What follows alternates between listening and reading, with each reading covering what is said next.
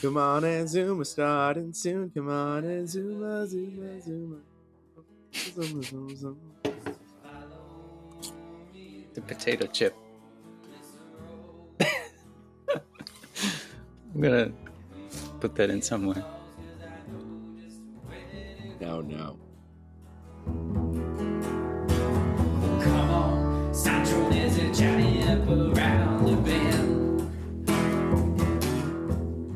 Hello and welcome to Raise a Glass, the podcast where we discuss the stories and storytellers that shape us. I am Hunter Danson. And I am Eric Lintola. And this week we are going to be discussing one of my favorite authors and discussing his book called Fool's Crow by James Welch. And before we get to that, I have to know what is in Eric's glass. Well, I don't know if it counts as a glass today because I haven't poured it into anything, but I am drinking Blueberry Pomegranate Body Armor Light. This was introduced to me and my wife by friends. It has coconut water in it, thus it's very hydrating. You can find it at your local Aldi or on Amazon or any store near you. Low calories, no sugar added. This is one of the better flavors, but they're all pretty good. And if you are if you're a woman who recently gave birth and are seeking to have a large supply, I have been told that this is the drink for you. Or if you are somebody who is doing a lot of exercise and needing to be replenished, this is the drink for you. Or if you are sitting in your basement in front of an electric fireplace having a conversation with a close friend and trying to decide what to consume while talking about a book that you just read, this is the drink for you. Body Armor. Okay. Can't argue with that endorsement. It is good. I do really enjoy it. Good. But Hunter, sorry. What is in your glass?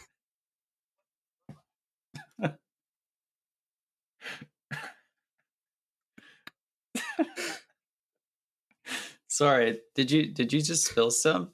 No. I don't think it's anything dribbled. It was Okay. close, but nothing. No. Yeah. I have a chocolate stout. Again, I already poured it, so I don't remember the name of the brewery. I just got it at Aldi, but I strengthened it with a little bit of the white man's water. Yeah.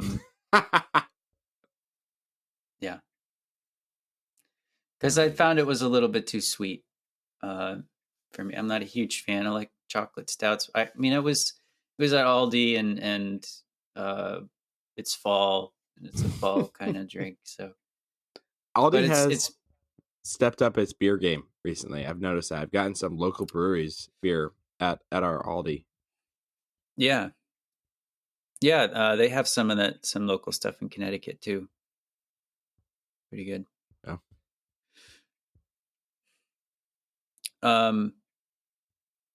Are you pouring out this week for anything or raising? I'm raising a glass. Maybe I'll pour one out in relation to it. But one of my passions, as you know, Hunter, is to make jams and jellies. And this weekend, I got the chance to do just that. So I'm going to raise a glass to local produce.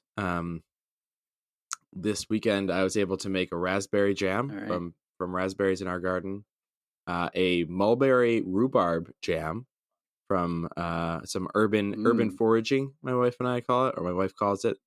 There's a mulberry tree at the corner that's growing next to an apartment building that I was able to pick from, and rhubarb from one of my wife's coworkers. And then I also made a pepper jam with peppers from my mother-in-law's that goes really, really well on cream cheese with some crackers. Oh. Nice. So I'm going to raise a glass to canning, jamming, maybe a little bit of jellying in there, even though I usually try to add All back right. the seeds and stuff like that. And I'm going to pour one out for every so often, and thankfully this didn't happen to me this weekend, but it happened to my mother-in-law. You end up with a jar that just it's not willing to go the distance, and what has been hours of your life you've poured into this process in one fell pop can lead to tomatoes covering the entire bottom of your pot, and glass that needs to be cleaned up. So Yikes. raising a glass, jams and jellies, pouring it out for those canning jars. It's just they just don't quite make it. Yeah. How about you, Hunter? I'm pouring one out for my legs because I've been getting back into my workout routine, and today was leg day, and my legs are just not what they used to be. So they're kind of like jelly. Last week they were even worse because that was like the first week I was doing it, but they're still not quite there yet. But I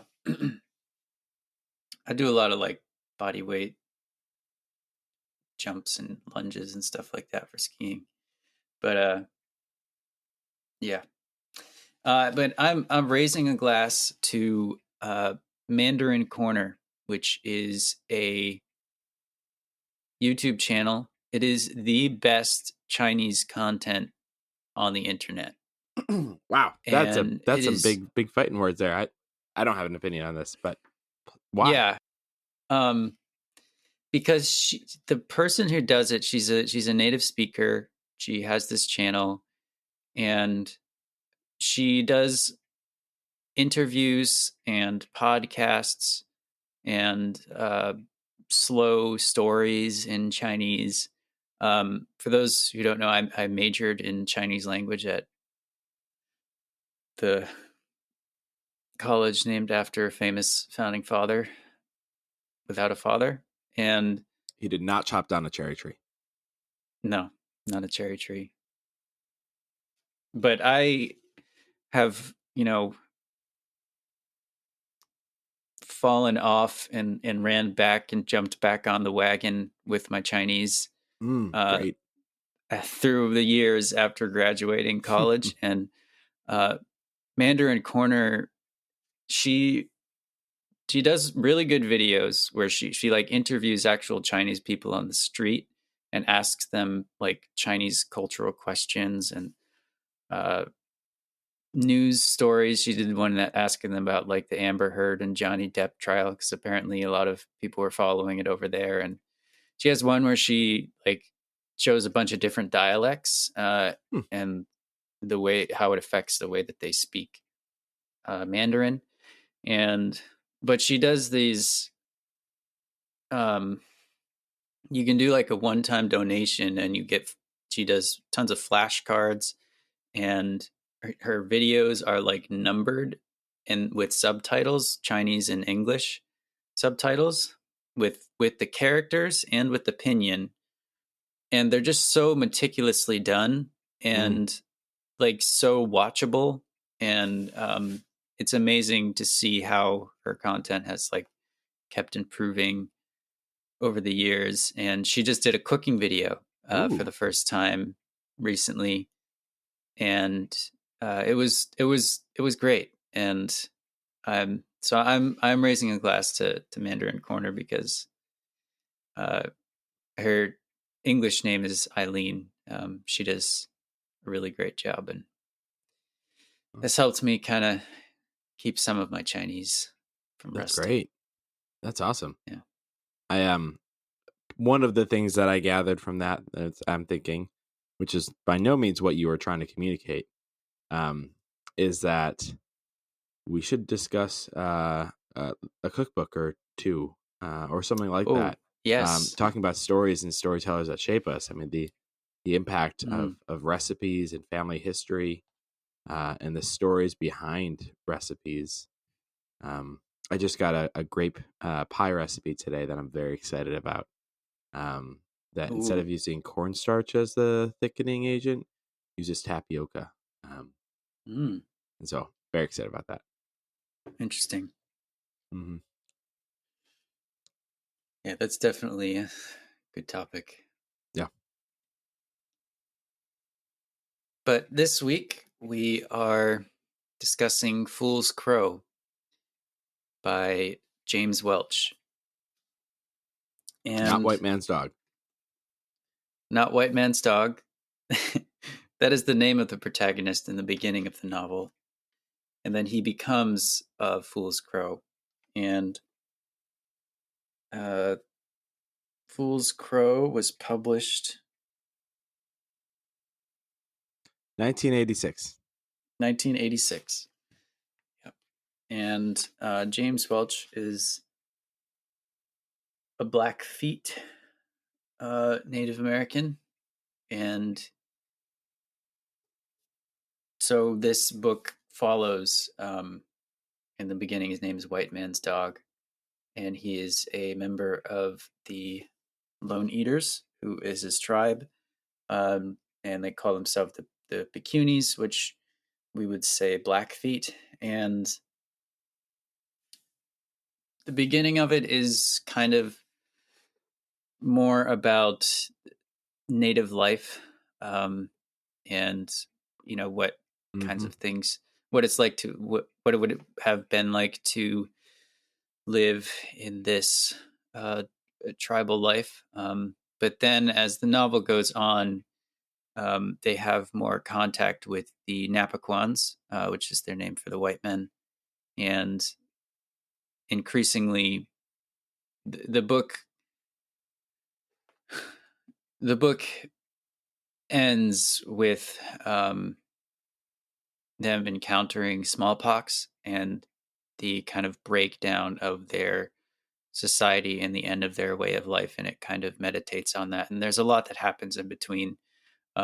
Specifically to White Man's Dog, he uh, he gets his name changed from White Man's Dog to Fool's Crow. And I'm curious what your reaction was. Had you heard of James Welch, or had you read anything like this, or? I had heard of James Welch, but I not in any way. I've never. I don't think I've ever read any James Welch. I know he's written some poetry, so I might have. That's probably where I Mhm. was introduced to Welch, as I was just reading different poetry. Yeah. Have I ever read anything like this? I have read novels that move me, that are part of like American history. So in that way, Mhm. yes. I've Yeah. read a book I really enjoy called Code Talkers, which is Mhm. about Navajo Indians in World Okay. War II. I've read that a couple times. It's definitely more of a, I don't know, probably middle school age book. Had I read anything specifically like this about like indigenous American life, Native American life? No. And uh, you shared in your description of this, or kind of your summary, as it starts by talking about native life in the Pekuni, Mhm. for the Pekuni's, um, and yes, it does, but it doesn't talk about it like, hey, here's what's happening. It doesn't talk about it like I Yeah. would talk about it. It talks about it from an insider's perspective of what life was like, um, Mhm. and it's like as people are walking around, and you're introduced to the um, Napiquan, which is the word for white people, Mhm. the Napiquan language of things.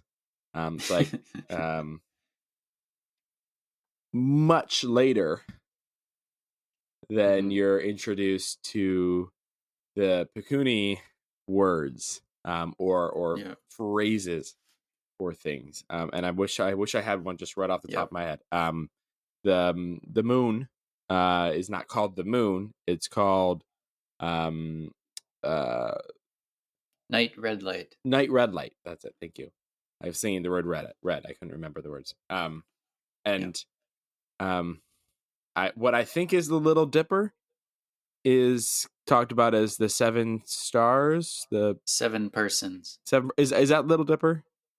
I don't know. Okay.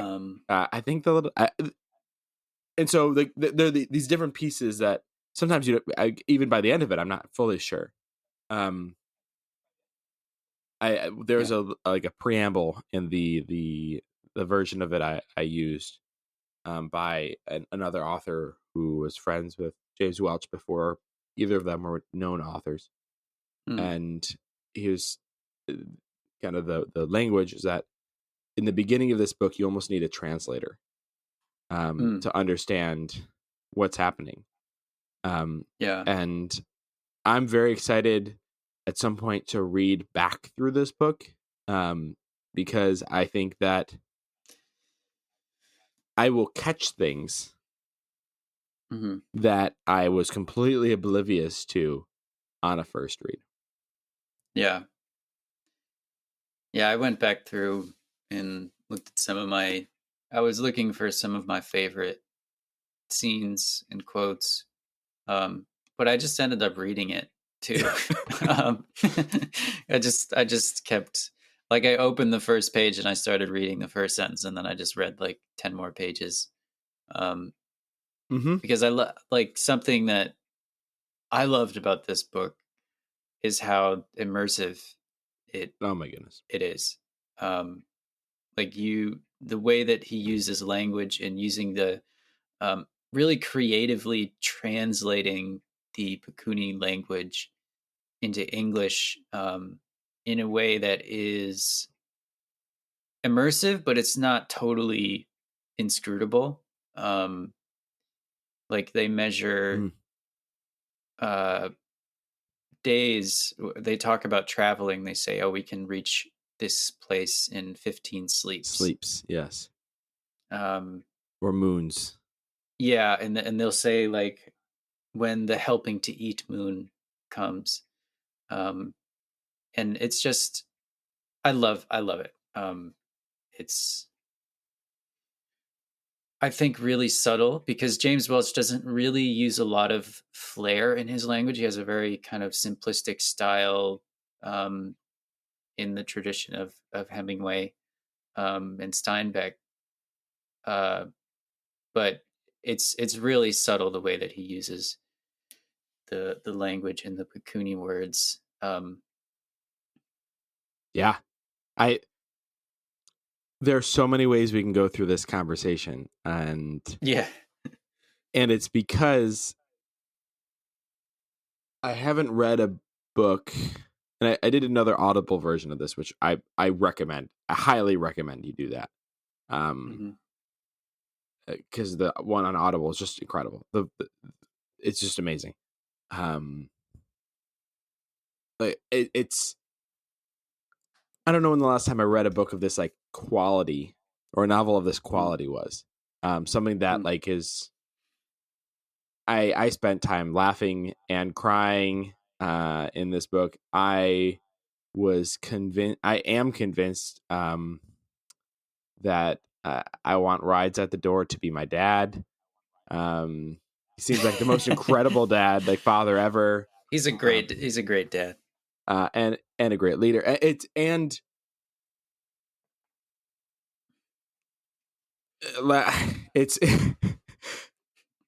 a shame almost that we're, and maybe a great thing at the same point, that we're reading this the week after talking about Ready Player One, because they're almost the same length as far as really like hours through. I think they were both about 14-hour like reads, something like that. That is where the similarities end. Even if I mean, it's probably even rough to even say they begin there. I went on a whole tirade last in our last episode about telling versus showing Hmm. in what's written, and like how I cannot stand it when an author tells you everything that happens. Yeah. This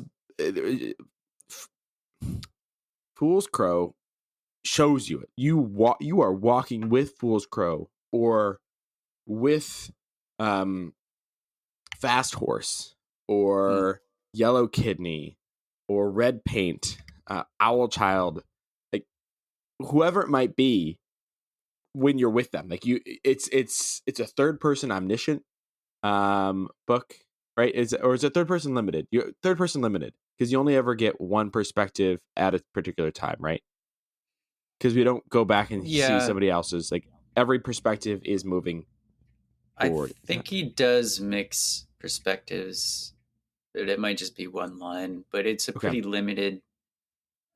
Like the narrator, I guess, third person limited, technically. Yeah, because it's not. Here's what's happening in Fool's Crow's life. Now let's see what's happening in Red Paint's life at the exact same time. They might talk about it after it happened. Like Red Paint at one point discusses not Red Paint. Oh my goodness. What is the name of Rides at the Door's third wife? Kills Close to the Lake. Kills Close to the Lake. Like at one point tells Fool's Crow what she was thinking and what was happening in her life when they're talking after Fool's Crow is interacting in a scene. And but like even that's like a limited perspective. But I guess I'm getting off the track. And sorry for all those English teachers out there trying to say, yo, you don't remember anything about fifth grade English. This is why Hunter's in the conversation. I wasn't the best English student. I did get good grades in English class because I could write an essay. But in terms of knowing the specific grammar things, I'm not really strong in that. I'm just more, I do it intuitively. Okay. Which means I probably break a lot of grammar rules too. But would you know say what? that you don't have too many elements of style? Oh, well, I have a very small book with my 21 style rules. It might be a worthwhile conversation about that. I definitely read that as well before we ever met. So definitely, maybe that's a prerequisite to go into our college. It's kind of embarrassing though. But I loved this book. It brought me into a culture that I knew almost nothing about. It brought me into a time period that I've heard about and like know some information about. And I knew through the whole thing that it's like it felt like historical fiction. Which it loosely is, but it's a novel. It's right. It's set in a historical time, but it is. I mean, there are points, especially towards the end, where I was just crying. I was like, I can't. I'm not. There's not even worth trying to stop crying. It's just like it's emotional, because you have become so ingrained, to Fool's Crow and to any of the characters. Actually, that you've brought to me. You love oh my goodness. There's a book that you bring up all the time. That was a really old book. It's not the Iliad or the Odyssey, I don't think. It's one where you keep talking about how we'll meet a random character for and learn their backstory just for them to die in a battle scene. That is the Iliad. The Iliad, okay. Mm-hmm. It feels like that. Like you meet a character, and within a few lines, you are just ingratiated to that character, whether or not you like them or not. You still feel like you feel for them. So like this one point, this guy who was fleeing the Confederate Army because all he's saying is like he gets what, like I don't know, 3 pages of airtime, but by the time he dies, like you're just like emotionally connected to him, even though you're like, you know what's gonna happen. Yeah. And it's those types of things, that type of writing. I felt like I was seeing the I can't remember any words right now. The buffalo. What's the word for them? The Blackhorns. The Blackhorns. Like I felt like I was seeing them, running and seeing the fish, even though they would never eat the fish because that would not be the Pakuni lifestyle. That's and just across the board. Slippery swimmers. Yes. Yeah. I stumbled on this book. My hometown, their high school mascot was the Indians. And recently the school board wanted to change it, and there was a very big backlash from the community. Predominantly white town. And it was really a sad, it was the worst kind of local politics and identity politics, and people had identified with this mascot who had no connection to native culture. There was one family, I think, who was fighting for it, but it was just so I wanted to learn more, because in spite of growing up in a town that had a mascot that was a native mascot, we just learned what was on the regions. We didn't have any like extra curriculum about the history of native people in the town or anything like that. Yeah. And so I was looking up, just for trying to find literature, and I found James Welch, and the first one I read was Winter in the Blood, and I loved it. Winter in the Blood it's shorter, and I think it's a little more depressing. It's his first one too. Is it? Yeah, it's like it was. I think I was just reading on his piece that was his first. Sorry, is it not actually? Oh, okay. His debut novel, Winter in the Blood. Oh, okay. 1974. Yeah, definitely worth reading. It's much sadder. It's a little more direct, I think. But sadder? I mean, Fools. Oh. Yeah, I mean, I don't know. It's a different kind of sadness, a different kind of journey. But I loved it, and then I read Fool's Crow, and Fool's Crow.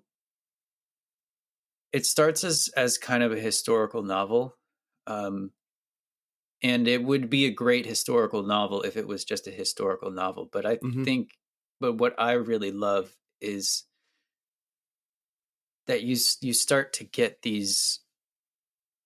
He starts to blend kind of the surreal and the dreams, and yes, the like Fool's Crow has dreams about his animal helper Wolverine, and he goes to free Wolverine twice. And in return, Wolverine kind of gives him courage and tells him some information, and these dreams are vindicated in the real world.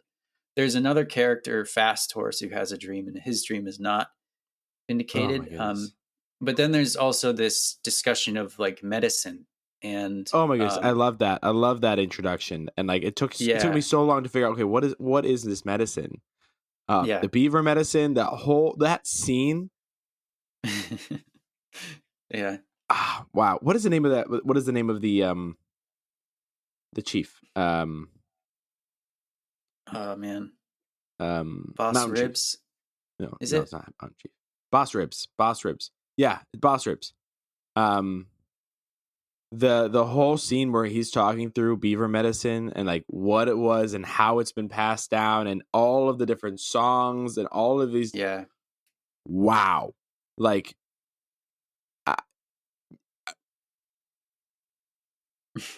You say surreal, and it's easy to hear the word surreal and think, oh man, this is like clearly like acid trip or something that's clearly out, like not real, like it couldn't have happened, and yet it is such a clear part of the life of everybody in this culture in this time that Yeah. at no point did I doubt the reality of these dreams. And they actually even talk about that at one point, like, is this a real dream? And Right. like Yeah. passing the pipe around and then smoking it, like doing 3 puffs and puffing the smoke up in the air.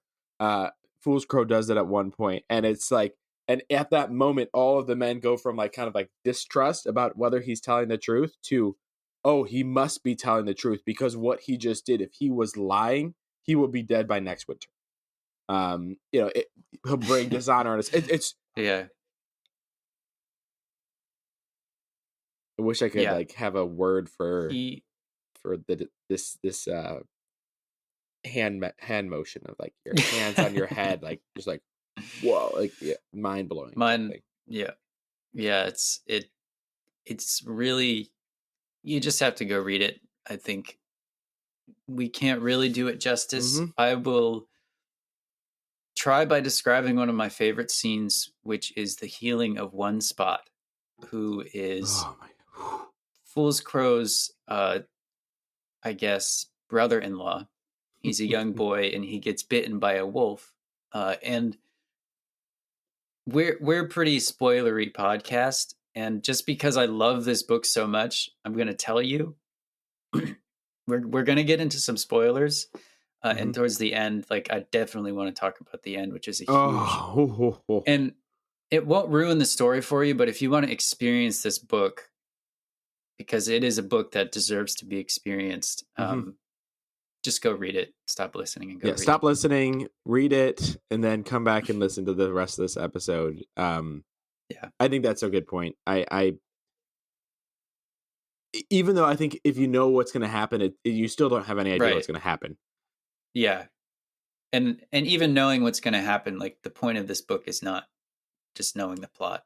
It is an immersive experience, and there are just so many little lines and things that I think, like I just want to read it again right now. And but this scene, One Spot gets bitten by a wolf who has rabies, The and white foam. yes, the white foam. They never use the word rabies, but it's pretty clearly what it is. And Fool's Crow at this point has been apprenticing with Mikapi, who is the main medicine man for the Many-Face. Yes, for their tribe, and Many Faces Man, yes. And so he and Mikapi is not there in the tribe at that time, so Fool's Crow has to perform the rituals and do the medicine for One Spot. And they skin a buffalo, they skin a blackhorn. They do it quickly because it's urgent, and it needs to be a freshly killed blackhorn. It needs to be a green skin yes, because like yes, it's not yet dead and it turned brown. Yeah, and they roll One Spot up in the blackhorn's skin. They flip him over, and Fool's Crow is singing songs. They light a fire with some sweet grass, and Fool's Crow takes a burning stick, and he starts all the time singing this monotonous song. It's Medicine Wolf is my healer. Medicine Wolf makes me strong. It's kind of monotonous over and over song, and he's rocking and starts burning the outside of the hide, singeing the hair with a stick that has a hot coal on the end, and the kind of smoke fills the teepee. This kind of really heady smell, and they roll the boy over, and he just keeps burning and burning and burning until there's no unsinged hair left on the skin. And after that, I think I think they take him out and they give him a bath, and then Yep. he sleeps, and the boy eventually gets better. And he's drumming on a drum, with it's kind of a Walks special around like a drum and bear, a Wolverine a special. few times. Yeah, he walks around like a Wolverine. He's like One Spot's little brother kind of wakes up and sees Fool's Crow kind of like snarling and yapping around, acting out the part of a wolf around Yeah. One Spot, and He's a wolf now. Yep. the boy eventually gets better. And this scene, it took me away, and it. So you look like you want to say something. Yeah, well, it's but you don't find out he gets better until like 10 chapters later. And it's just like brought up that he's still like he's fine. It's like, right? Yeah, I mean, you know that he's out of the woods, But you still don't even if somebody's out of it. Yeah.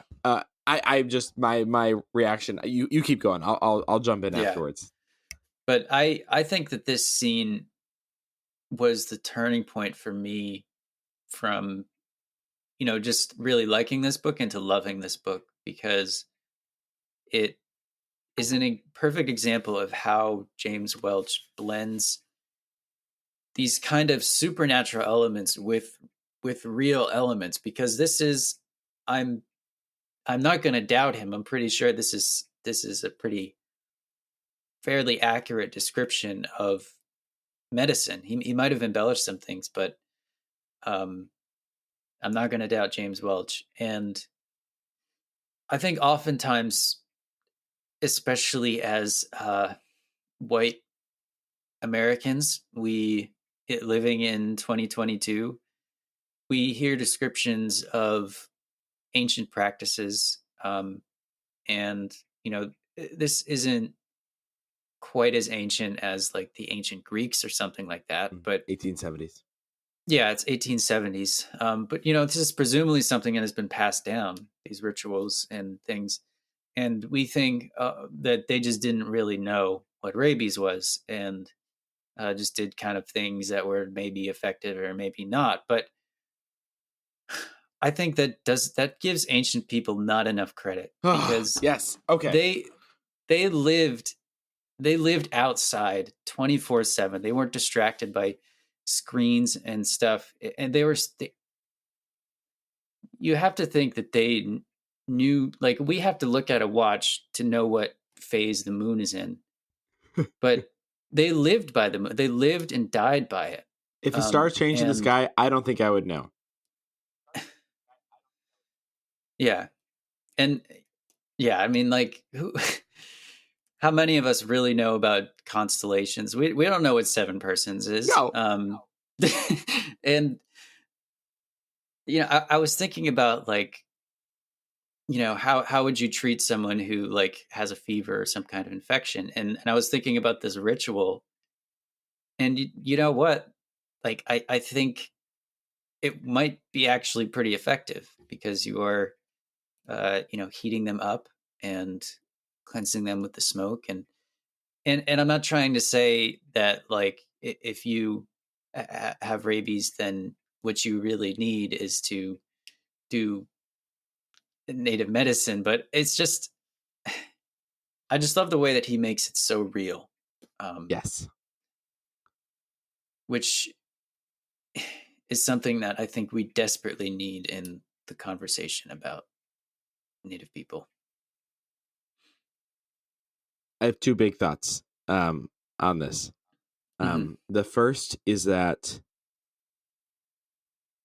one of the major aspects of this culture that we're introduced to is the spiritual aspect of everything.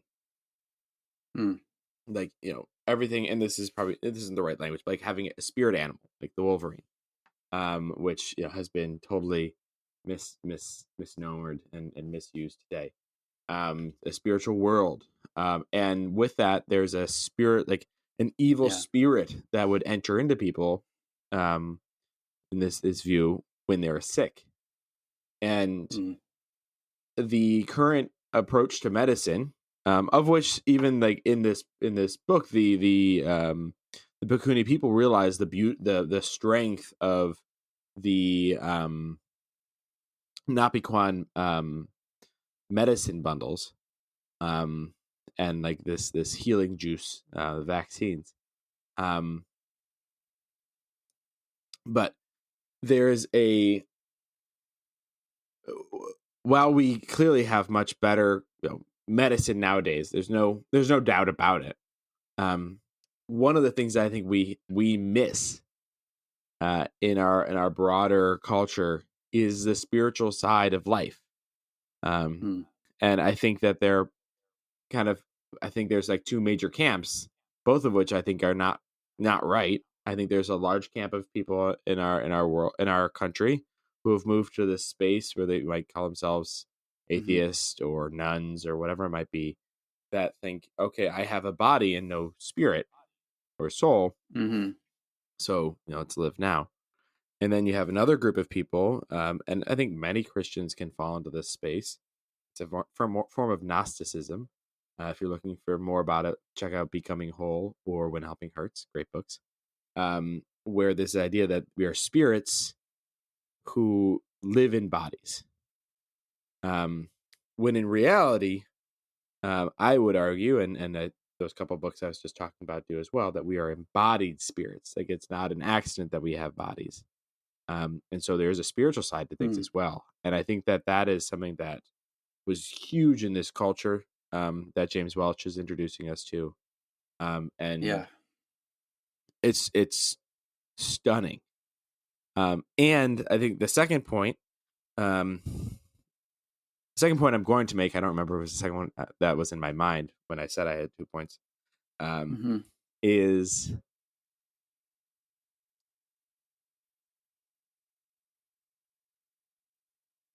I don't think I'll ever.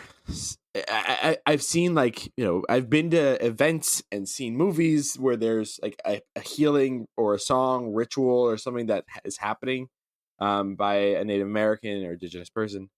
And I think a large part of my perspective has been, cool, let's go to the next thing. Like, what's really happening? I don't understand. After reading this,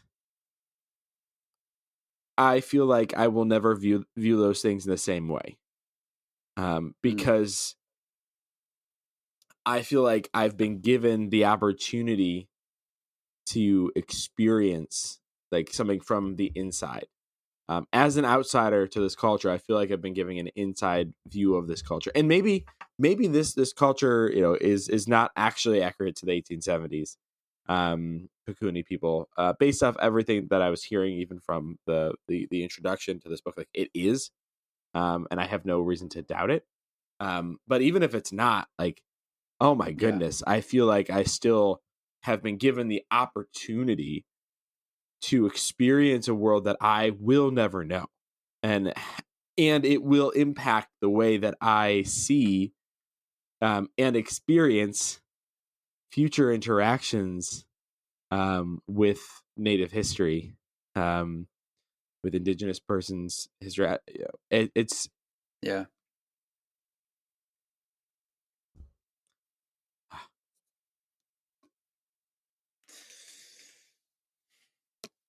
Did you have any favorite scenes or passages? I'm so recently having I finished this book probably a half hour before, or 15 minutes before our discussion. And I, unlike Ready Player One, which I listened to, and Ready Player Two, I listened to both of them on 2.5 times speed. Just because, there wasn't that much to, if you missed something, it didn't really matter. And I'd already read Ready Player One. I listened to this one on 1.05 speed. I added that 0.05 just because I knew that timing wise, trying to read this whole book in 1 week was just going to be really challenging. So I'm still kind of processing these pieces, and like the last few parts. But okay, I'll share a scene now. This is kind of be like, I feel like I could talk about any of these scenes just because it's so fresh in my mind, and I'm so like emotionally invested in these characters. Hot takes. hot reactions. Yeah. I brought up earlier that I think Rides at the Door would be the greatest dad ever. Why don't I talk about that scene where he is confronting his younger son, who is running Fisher, Fool's Crow's younger brother, and his third wife, what's her name again? Kills Close to the Lake. Kills Close to the Lake. There it is. There's so much background to this that it's and so here's the thing. If you decide you're going to keep listening and you're like, okay, whatever with you're okay with the spoilers. What we're describing are just individual scenes that are are come together from so many different angles, like to this one space, and then move on to so many different spaces and come back together that like you're having maybe some of the bigger moments like spoiled in the sense of you're not going to experience them for the first time and but it's by no means going to spoil any part of this book. So Kills Close to the Lake and Running Fisher have an affair. And it's not a healthy affair. I mean, not that there's no such thing as a healthy affair, but it is. Kills Close to the Lake is raped by Running Fisher, and then she goes back to him. Right? Is that that? Yeah, it's basically rape. Yeah. And in this culture, that and it's found out by Rides at the Door's second wife or first wife, or sits next to him wife, sits beside him wife. And so in this culture at this time, if that became publicly known, it would shame and dishonor the entire family. And honor is the primary commodity. Honor and horses, and medicine bundles. But like really honor is so important. And losing your honor, which maybe we can talk about yellow kidney at some point, like is just it will, but it comes to this point where Rides at the Door is in his tent, in his lodge, thank you, with Kills Close to the Lake and Running Fisher. And he's so much older than both of them. He's and this isn't even going to be talking. Yeah, they're about. Only 1 year apart. Yeah, he's like 30 years older than, or 25 years older, or 30 years older than his wife, his third wife. And that again, there's so much story behind this that within this particular culture, it doesn't feel wrong. Even though in our modern day and age, it would be for multiple reasons. And he's in this conversation with the two of them, and the correct response, like the response he should have based off of the narrative and the examples of other such interactions, is that the son should be pretty much killed or banished, like banished, never to be seen for again, and or killed, and the wife should be mutilated or killed. And the way he, and again, this is doing a disservice to the beauty of this scene. He, in his infinite wisdom, and he is definitely the wisest character in this entire book. I don't think there's any doubt about it. He ends up having this scene with his third wife, where he tells her that maybe 15 years ago he would have killed her or mutilated her, and it would have been appropriate for him to do so, and it still would. But he realizes that he was at fault for some of the things behind this. And he apologizes to her, which seems like would never happen in this type of situation. And then tells her to take 3 horses and go back to her father's family, not to come back to the Bikuni tribe again, but not to tell anybody about this, and to, in many ways, like restart her life. And then, and she leaves immediately. And then he has an interaction with Running Fisher, who he also apologizes to running, or has a type of apology with Running Fisher, I'm pretty sure, as well. And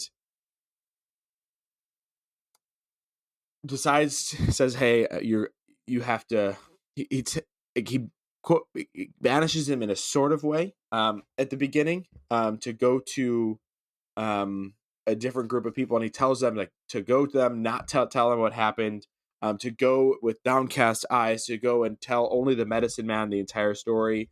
And then his son, Running Fisher, who we don't hear anything of, like we don't hear his perspective like at almost any other part of this book. You get like little snippets here and there where you're like, oh, something's happened in his life, and he's like starts following the trajectory of another character called Fast Crow. Not Fast Horse. Who's got an entire other like story arc in this book. And it's not a good one. It's not one that's like leading to honor. It's one that leads to shame. And Running Fisher like shares like his perspective of like what has happened and the dishonor he feels. And he's like, he's not begging like he's not begging his dad not to do what he did. He's saying, you are 100% right. I deserve anything and everything, like any type of punishment. And Rides at the Door's response is tears and more pride in his son than he's felt in so long, and makes it clear to his son like, hey, Running Fisher, like, you know, once you've like been brought low, like, come back. You're not dead to me. I love you. I'm your dad. And it's just, the scene itself is incredible. And what makes it that, like, just the way it's written, the interactions, like, would be incredible nowadays in many ways. But then trying to understand, and James Welch does a really good job of this, without like telling you, but like showing you, like you're shown what should be the response, and you're shown what Rides at the Door does and why he does it, and it's like, oh my goodness, and that's something that this entire book does so well. It is never belittling of any of the cultural decisions of these of the Pakunis, of any of the native people, and it's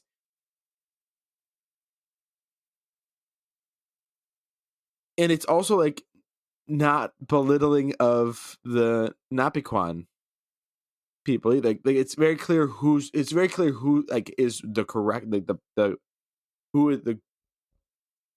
But even then, like at different points, you're given the Napiquan perspective around it, and you're also like, it's said in a way that's like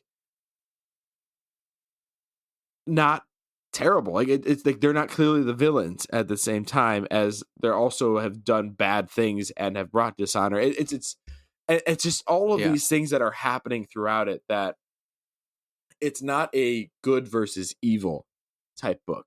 And it starts with the raid. But what do you have things to add to that scene? Did I miss something? Is there something that? No, that scene demonstrates one of like the other big one of the other big reasons I love this book, which is it shows the morality of the native people, and it shows that they're not just some monolithic culture, that they are a rich and complex culture of many Yes. different tribes Yes. and many different peoples. And like any society, they have people who are morally good and morally bad, and everyone in between. And um,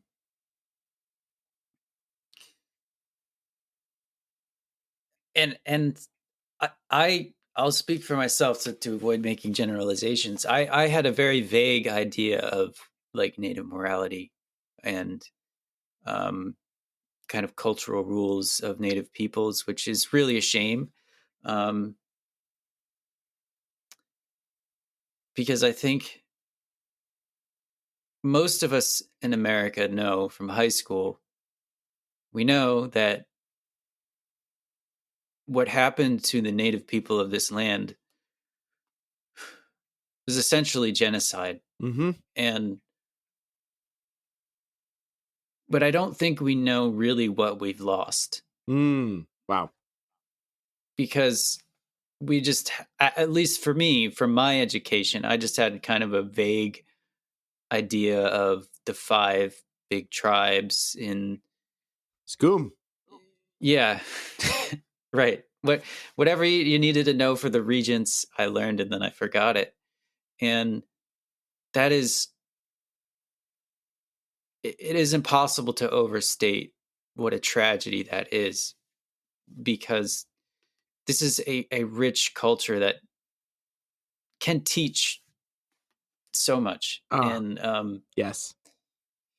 I think this scene, there's so much going on that is contrary to our modern moralities. You know, it's his third wife, it's his son, and they've been sleeping together. It's an affair, but you understand it, and you feel it, and you get to see Rides at the door make a really, really wise decision and act in a really mature way, and just be a really good man. And we don't, at least I didn't, but before I read this book, I had no clear idea of what quote unquote a good man would be to a Native person. Like Yeah. uh, yeah. And I think we have to talk about the end, because unless you have anything else you wanted to. I want to talk about a couple things before we get there, because I don't want to talk about them Okay. afterwards. Like, they're not, I don't want to wait till the end to make them seem more important than they are. Does that make Okay. sense? Yeah. The first is, and this one is important. Hunter, you should definitely link the article you wrote about what was happening in your town to this episode. I think that you're an incredible author. I really enjoyed reading that. Talking with you as the entire conversation around the mascot and what was happening in your town was going on. I think it's a really, really worthwhile piece to read. And it's an opinion piece, which I appreciate. Thank you. Because, some people are going to disagree, and I think you do such a good job, way better than the other, even the national news outlets were doing, because this made national news, because they were just trying to like Washington Post. Yeah, they're just trying to bring things together and just kind of like say, oh, this is what's happening, and you dove into it because this is your hometown, so you should definitely link that. Thank you. The other piece, yes, good. The other piece is, and you know what my favorite fantasy book series is all time, right? Yeah. Yes, we're going to talk about it now because I think it relates to it. Wheel of Time. I love Wheel of Time. I didn't share this earlier, even though I'm one of the primary means I have that I learned that I have of like understanding Native culture is through the Aiel people in Wheel of Time. And let me start off by saying the Aiel people are a fantasy people in a fantasy world that I would argue are loosely based off of Native American culture. And and that's where the similarity ends. And what James Welch does is just so completely different, and so honestly so much more rich and so much more impactful because of its historical presence. So I'm talking about a fantasy people in a fantasy world. Mhm. I just want to make sure that's really clear. But one of the things I love about the Aiel people that I didn't realize was my name right now in our chat is Two Rivers. It's partially because one of the places you can that's talked about often in this book is Two Bends River. And Two Rivers is the name of the primary place in Wheel of Time. I thought it was witty. And the Aiel people are a group of people that operate in tribes, operate within bands of people within the tribes. So like even within a tribe of the Pekuni of like one of the tribes of the Aiel, there'll be different bands of warriors. And so they'll have ties outside of the tribe to other tribes which are part of the same like clans or bands of warriors, which is something that is based off of what's happening or what happened, and then the interactions of the way in which honor and wisdom and handling yourself well in the midst of war and battle, like it leads to greater honor and leads to greater standing. Your standing isn't based off of your wealth, even though often wealth comes as a like often those who have greater standing also had greater wealth because of the way that it showed their wisdom. But it's a lag factor, not like a indicating factor. Like it came after their bouts of wisdom. I don't know. There's just all sorts of things, but maybe I'll stop there because we'll talk about Wheel of Time at different times. But I didn't realize how much the Aiel people were based off of native people, and I do think that there is a similarity there, and that part of at least, and I'd say a large part of Robert Jordan's inspiration for this grouping of people was from Native Americans. Yeah. I think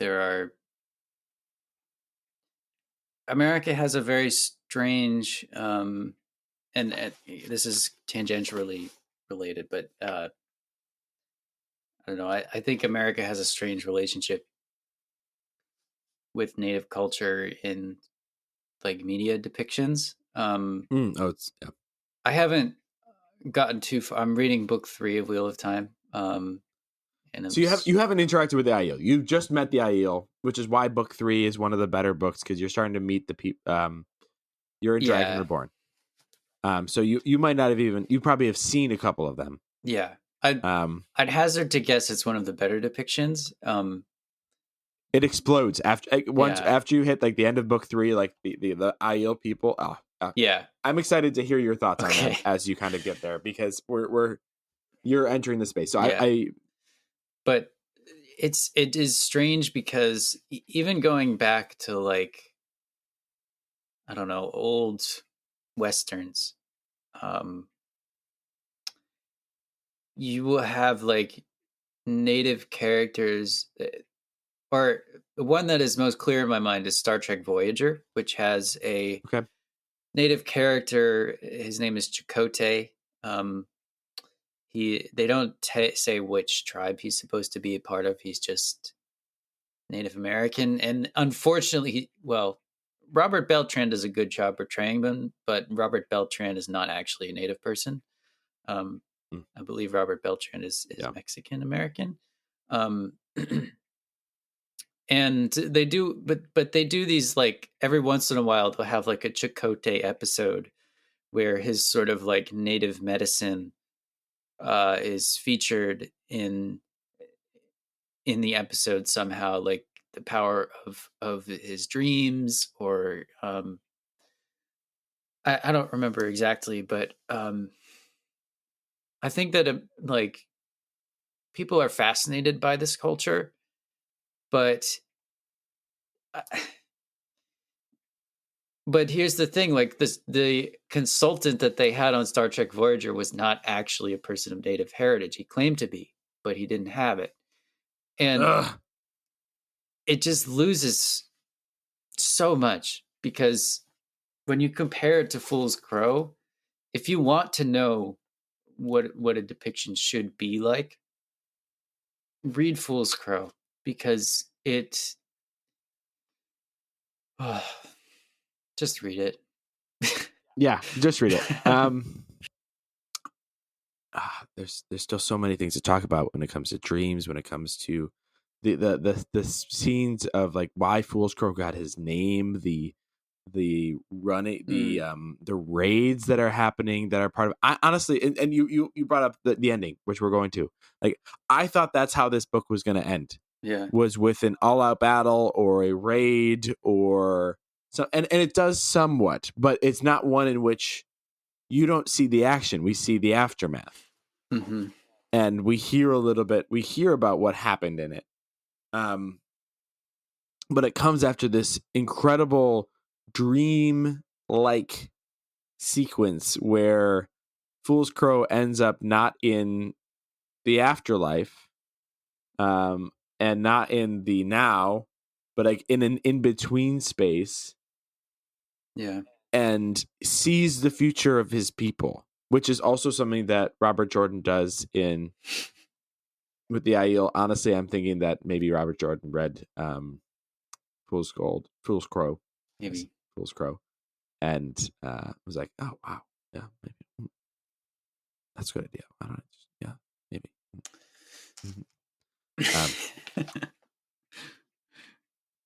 Yeah. Hunter, you take it away from me. You wanted to start off before I did, so Yeah. Well, I'll also mention, or maybe I shouldn't. I don't know. In my next book, there is a culture that is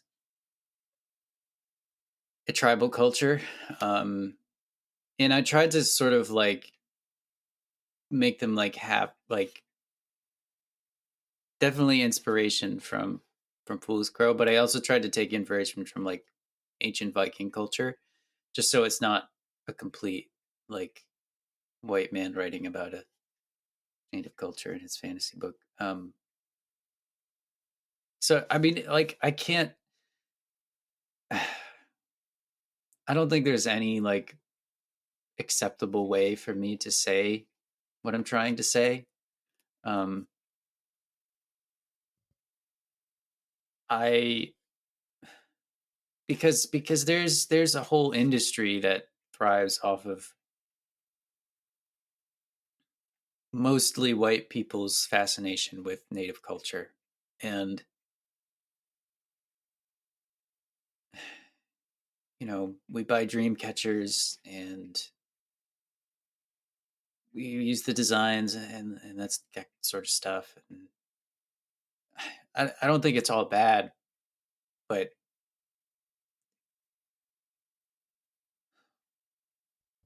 it can go so much deeper than just an aesthetic, and that's what this book does. And at the end, you know, you have these glimpses of kind of supernatural elements like dreams and you know Fool's Crow's medicine and his animal helper, the Wolverine, and he goes to this in between place.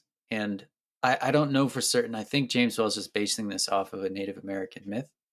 Um, and I picked up a book of Native American myths, just like a collection, and it's beautiful.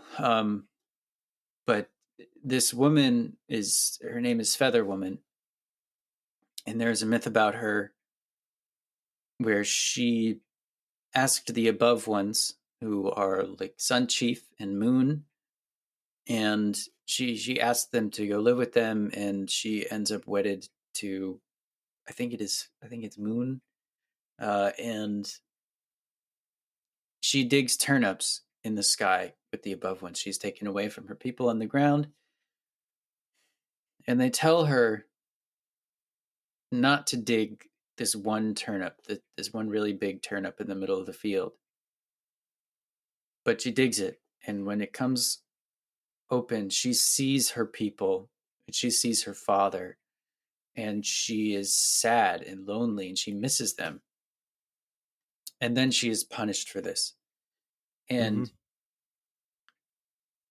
it is. James Welch says at one point, her only sin was one of loneliness. Then and now and forever. She had been punished, and the people were being punished for a reason that Fool's Crow could not understand. The people had always lived in harmony with their sacred beings.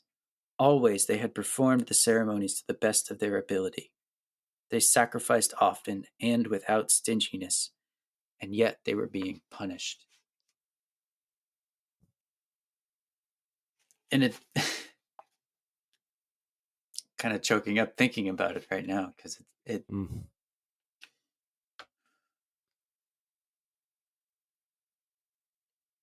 is James Welch grappling with just the overwhelming loss of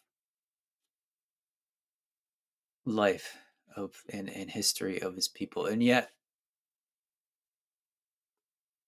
they live on still today. This is a question of theodicy. Like why would God let bad things happen? And that's the question that they're asking. And it's a question that many of us ask, and a lot of people ask, especially in the midst of COVID, and is being asked in the midst of the Napiquan, the white people coming, the Caesars coming to kill them all. It's asked in the midst of the smallpox, or what's called the white dots, the white,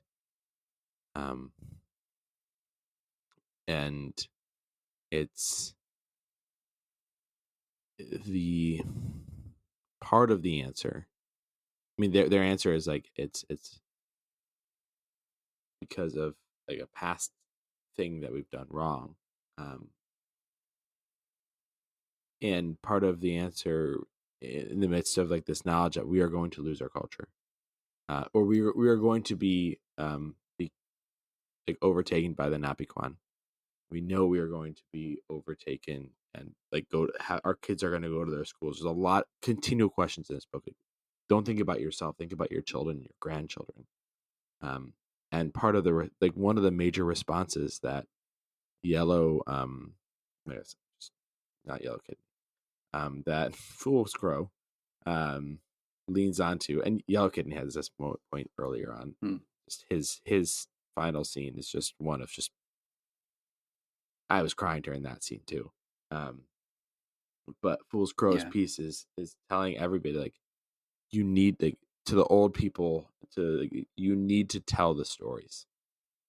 So much of the Native culture is one of collective memory, and it's one of that we hold the history, and it's a verbal history.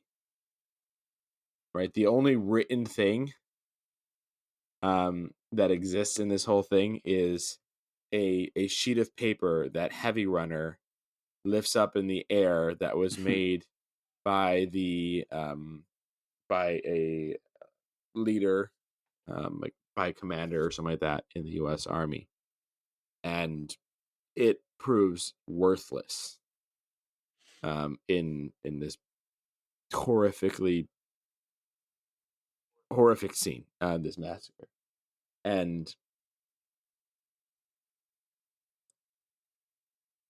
Fool's Crow gets to see the future of his people and his piece that he keeps telling people, even as his future involves like his kids or generations being in white people schools and not and being othered. Is like we might have lost our ability. We might have lost our ability to run with the Blackhorns and to do raids and to do the things that have made us who we have been, but we will still be able to tell the stories. And our people, not just our history, but who we currently are, is wrapped up in this storytelling. Yeah. And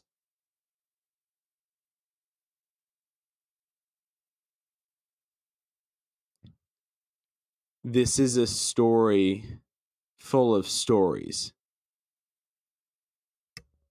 And this story, James Welch tells the story so well that you feel like you are living the stories as they are unfolding. And like even this piece that Hunter was just talking about this woman picking this large turnip, which might sound ridiculous, it's not. Yeah. And it's prefaced like, I don't know, 15, 20, 30 chapters before it happens. And you're told the perspective of it from what was passed down through the history of the people. And then all of a sudden you get the perspective of the woman who this story is told about. And that type of thing continually happens. And it's heart-wrenching, and it's enlightening. Yeah. And it's inspiring.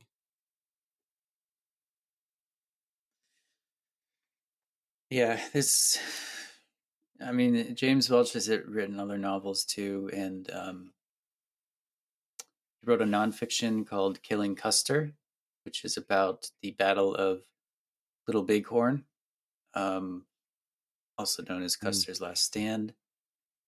It's about all the events that led up to it and the effects of it as well. It's more direct. You get a little more James Welch's directly speaking to you at points, and more of his like a history book, nonfiction. I do really recommend it as well if you want something that's a little more, I guess, detailed and historical. But I can't wait to read his other novels. And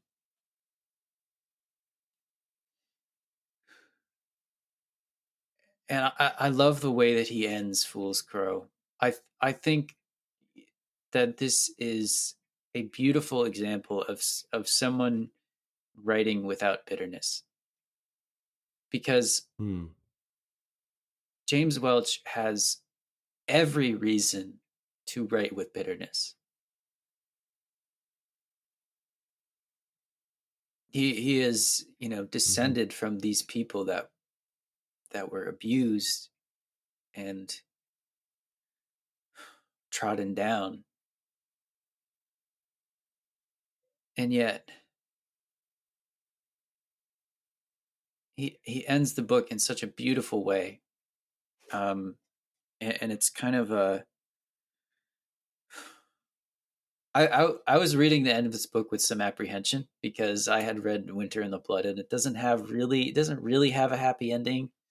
And so and I just had grown so attached to Fool's Crow by this point. I read it over the summer, and I was just like, just from the beginning, when his name is White Man's Dog, I just and he's talking about how bad his medicine is. Like he's had a lot of bad luck. I was instantly attached to him. Yeah. And I went on such a journey with him. His character development is insane. Like insane. Yeah. Yeah. And just so you know, like I'm pretty sure the name White Man's Dog is a little bit tongue in cheek that James Welch is doing, but the reason that he's named White Man's Dog is because this storyteller comes to town, and I believe his name is Big White Man or something like that, White Big Man. Yeah. He's not actually a Napiquan, but Fool's Crow follows Big White Man around, and someone listening to his stories that he's telling, and then someone says, and then one day Fool's Crow is like out somewhere, and Big White Man is in and telling stories, and someone goes, "Hey, where's White Man's dog?" Because Fool's Crow is following him around like a dog, and so that's how Mhm. he got his first name. Um, and then he gets Fool's Crow on a raid against the crows when they are going to take back the horses from the crows and make them cry. Um, and he kind of like he almost gets wounded or something, and he falls down. And the man that he's fighting thinks that he has been hit, but Fool's Crow gets back up and kills the man, I think, in the battle. Yep. Yeah, and it's a chief. It's not just any Yeah, guy. yeah, it's like the big bad guy, and It's a big bad guy for the first quarter of yeah, the book. yeah, and so then they call him Fool's Crow because he fooled the crow um, into thinking that he was down, and it's great. I love the names. It's just I love like I there's love it when names matter. yeah, yeah, it's it makes me so happy. And there's one whose name is sits in the middle. I just think it's like Yep. it's so great. Such a like a beautiful and, and joyful Oh, part of the yellow culture. calf. Yeah. The name that never was. Yeah. Mm. It's Mm. everything. I mean, this book will get you. I mean, we didn't even touch on Yellow Kidney and his whole Oh, story arc, but I don't yeah. think we even need to, because I think that if we start talking about Yellow Kidney, we're just going to talk for another hour, Yeah. and it will be interesting because this book's fascinating, but will be even more interesting is reading it. Right. Um, Yeah. and whether reading it in print or doing the Audible, like the Audible for this book is really good.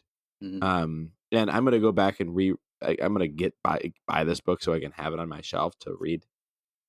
But Yeah. I felt like I was able to interact with it better because all of a sudden, like I learned the correct pronunciation of everything, Mm. which is something I have a lot of challenge with when I'm reading a book. I'll pronounce everything Yeah. incorrectly in my head, and um and I felt like it was really helpful to have it. And the voices that are done are just so spot on, and to my ear. Obviously I have a completely untrained ear, but like it was both like, okay, it started like, this makes sense, like based off what I know, but then it was also continually like pushing me forward to be thinking more about it. And I kept waiting for Fool's Crow at the end to end up back on the mountain where Fast Horse had his original dream about, and to find Oh, yeah. that frozen spring, and to get water for the daughters, or a coat, and Yeah. and like even like fast like even characters that are, well, Fast Horse is a secondary character, but like Kills Close to the Lake is a tertiary character. Hmm. Like even characters that are not important to the story arc have arcs, Yeah. and have like real growth that you see happen in their lives. And it's the level of skill that is, I don't think many people could write this book. Okay, very very few people could write this book because of just even their background. Yeah. But to write this quality of book, one that draws you in, one that tells a story full of stories, one that is showing you and introducing you to a world that is infinitely more complex than you can understand, and does it in a way that throws you right into it, and then it's like if it's like moving to France before you learn French and living only around French people who speak French, only French. Mm. It's disorienting, and then it starts to become familiar, Mhm. and then all of a sudden, like, it becomes rich. Mm. Yeah. And I just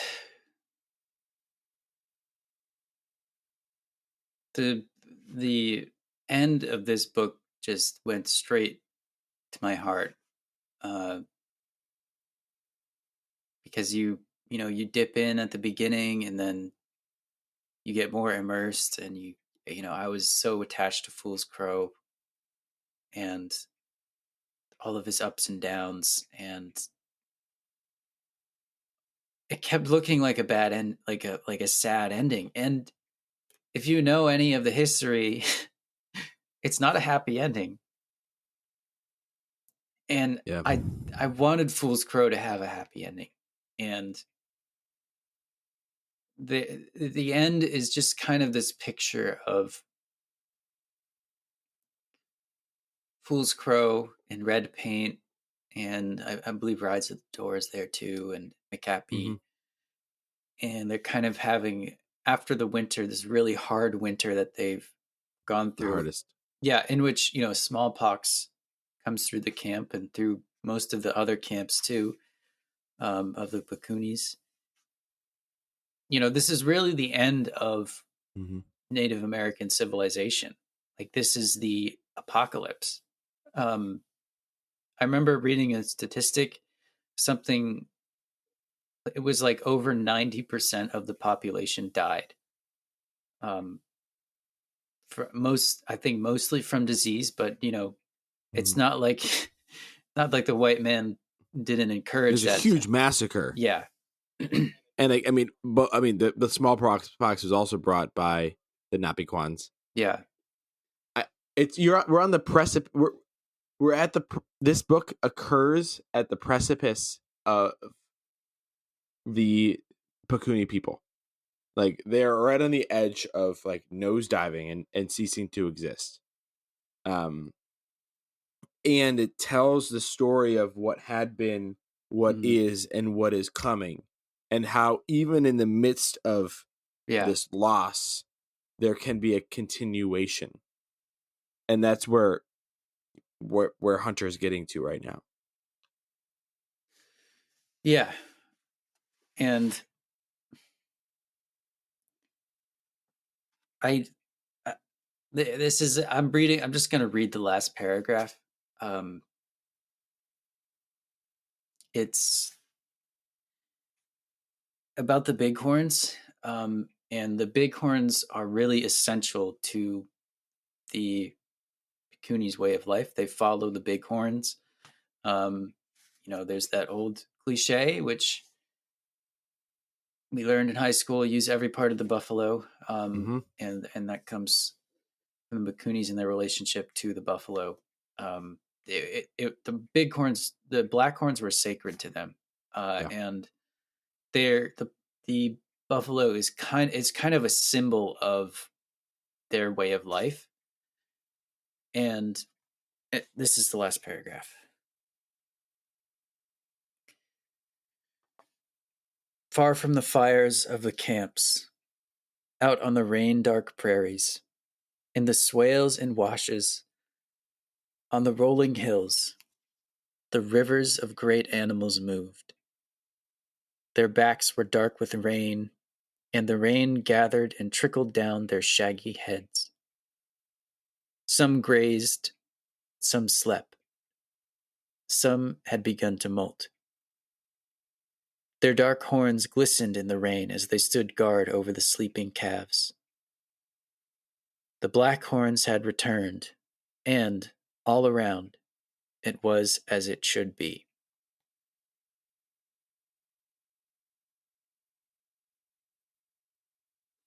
I can't add to it. No. There's no better way to end it, because life goes on, and I think I'm trying to think through what we've read. This might be the most complete novel we've read. It's hard. We've read so many. We've read some really amazing things, but I don't think we've read anything like this yet. And I'm so grateful to you for introducing me to this story. Thank you for reading it. yeah, I'm so glad I did.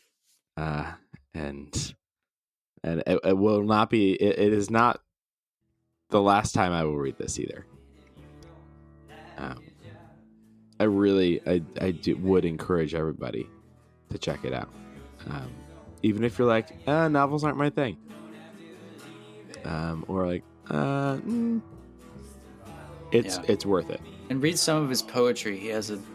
I have a book of his poetry called "Riding the Earth Boy 40." It's great. It's just go read it. Just stop listening. We're gonna end the episode. Stop listening to podcasts. Go read Fool's Crow. See ya. Bye. And it's